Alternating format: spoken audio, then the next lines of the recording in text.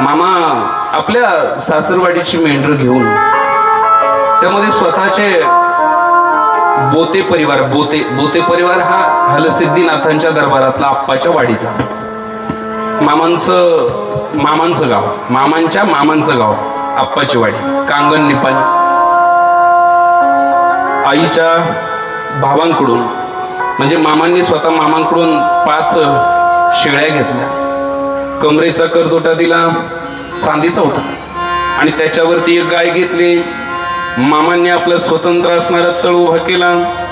सर्वांच्या मेंढ्या मामा एकत्र घेऊन आता फिरू लागले. मामा आता वाड्यावरूनच आपला दवाखाना सुद्धा चालू लागले. मामा सर्व मेंढरांमध्ये असायचे, पण मामा मेंढरांमध्ये दिसायचे नाही बरं कधी. मेंढरांमागं गडी असायची आणि मामा मेंढरांची व्यवस्था करायची. मामांचा दवाखाना तळावरच चालायचा. कधी लोक मामांना घेऊन जायचे तर कधी लोक मामांपर्यंत यायचे, पण मामांचा दवाखाना अखंड चालू होता. मामा वेगवेगळ्या पद्धतीनं उपाय करत होते आणि भक्तांना त्या ठिकाणी दुःख निवारण करत होते. कुणाला जर का कालच बोललो, जर कुणाला मुलबाळ नसेल अशा माऊलीला कन्या खायला देत, कुणाला मोठी जखम झाली असेल, रोग झाला असेल अशाला भंडारा प्यायला देत असेल. कधी कधी एखाद्याचा तपास काढायचा असेल त्याला बिडी ओढायला देत असत. मामा आंबील खायला देत असत. मामांच्या दवाखान्याची पद्धत होती. आणि मामा कधी कधी त्या तळावरच भाकीत सुद्धा करायचे बरं का. मामांचं भाकीत गोड असायचं. करीन करीन पांढरीचं राखण, गोंगडीच्या खोळीत फुलाच्या माळ्यात, जग दुनियेची जडण घडण करीन, करीन करीन पांढरीचं राखण करीन. असं मामाचं ते मामाच्या भाषेत, मामाच्या शब्दाला जोर असायचा. करीन करीन पांढरीचं राखण करीन, गोंगडीच्या खोळीत फुलाच्या माळेत, जग दुनियेची जडण घडण करीन, करीन करीन पांढरीचं राखण करीन. असं सहज मामा बोलत जायचं. मामाच्या जवळ येणाऱ्याचं राखण हे मामाचं टेंडरच होतं बघा. अनेक भक्तांना मार्ग दाखवीत, बाकीत करीत, दवा पाणी देत मामांचं दररोजचं काम चालूच होतं. मामा एकदा आदमापुराच्या ठिकाणी आपला तळ घेऊन गेले, मेंढर घेऊन गेले, आणि आदमापूरच्याच असणाऱ्या एका इनामदाराला कळालं मामा गावात आलेले आहे.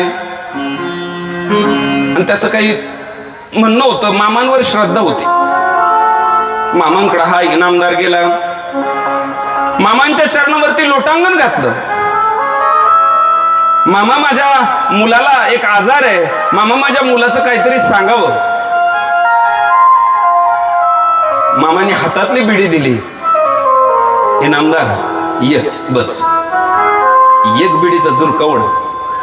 जसा इनामदारानं बिडीचा झुरका ओढला, ठसका लागला. मामानं सांगितलं तुझा माझ्या पुढे हात जोडू नको ते लेकरा करता. अरे आम्ही देव अवतारी माणसं जरी असलो, आम्हाला साधू जरी तुम्ही म्हणत असले तरी प्रारब्धाची वाट आम्हाला सुद्धा कधी कधी मोडणं कठीण आहे. जा तुझा, याचा सरळ अर्थ आहे तुझा पोरग जगत नाही. 8-15 दिवस गेले आणि इनामदाराचं पोरग मामानं सांगितलं त्या टप्प्यामध्ये त्या गावाला सोडून आणि जीवाला शरीराला सोडून गेलं बघा. बाळूमामाच्या नावानं मामा जे सांगायचे ते खरं व्हायचं. त्या 2 साधूंनी दिलेल्या आशीर्वादाचा तो परिणाम होता. इनामदाराचं एकुलतं एक पोरग मरून गेलं. इनामदार आपल्या पत्नी सोबत मामांच्या दर्शनाला खेटा घालायचे. मामा तुमचा अधिकार चांगला जाणू नये. मामा माझी इच्छा आहे, मला आता मुलबाळ नाही, मी काय करू. मामाने म्हणावं दम जरा, एवढं बरीच जाऊ दे. असं करता करता मामांनी 5 वर्ष उलटवले. जरा लक्ष देऊन ऐका, जे ते ज्या त्या वेळेत कपाळात लिहिलंय तुमच्या सगळं. 5 वर्ष गेल्यानंतर इनामदाराची आधी जणू काही परीक्षाच पाहिली. हा टिकून राहतो का पक्ष सोडून देतो हे पाहिलं पाहिजे ना. कार्यकर्ता दुसरा पक्ष सोडून ह्या पक्षात आला ना, तो नेता लगेच त्याचं म्हणणं मंजूर नाही करीत. आधी अंदाज पाहतोय टिकतोय का, परत पुढच्या पंचवार्षिक पर्यंत दुसरीकडे जाते.